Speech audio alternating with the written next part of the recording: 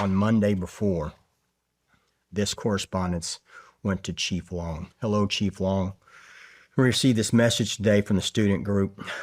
There is a student roof access pretty close to where CK will be set up at the Utah Valley. The Sorensen Center has a couple of staircases that go up to walkways on the roofs. He comes back, and for edification, the Sorensen Center was the building in front of the Lucy Center. And so he comes back and he says, you want access to the roof.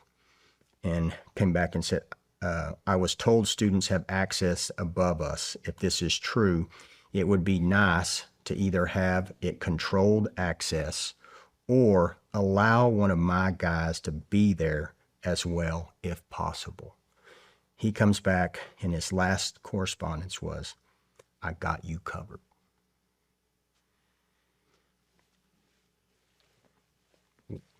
What else am I to do?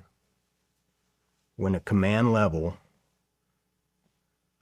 person from an accredited police department says, I've got this area. Jeez. Please pick me. Okay. When you're like in school and you got to hold your hand up because you really want a teacher to see you. I have an answer for what else you could have done. You could have followed up because it's your job and Charlie paid you millions of dollars not to pass the buck. No. Also, you asked the police chief an either or question. And I'm just kind of like trying to understand the basic construct of sentences. He said, got you covered. What does that mean? It was an either or question. Either provide us access or get somebody up there. Got you covered means what? No follow-up? That's it? Millions and millions of dollars on his security annually. And you just said, hey, a student told us that there's a rooftop and it would be good if we could have access to it, or if one of your guys could secure, got you covered. That's it.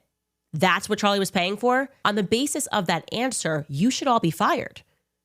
Just on the basis of that answer, you didn't have it within you to go, let me follow up and make sure that's been secured because that's my job. Let me walk the path and see. The fact that a student told you and you didn't know that, shouldn't you have told the student?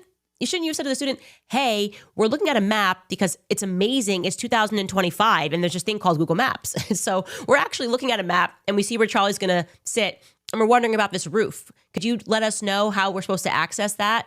Why is the student and the chief leading the charge and not you when you are paid for executive level security? It is an unacceptable answer. Look, I've worked with Brian, nice guy. That's a ridiculous answer. He should be fired.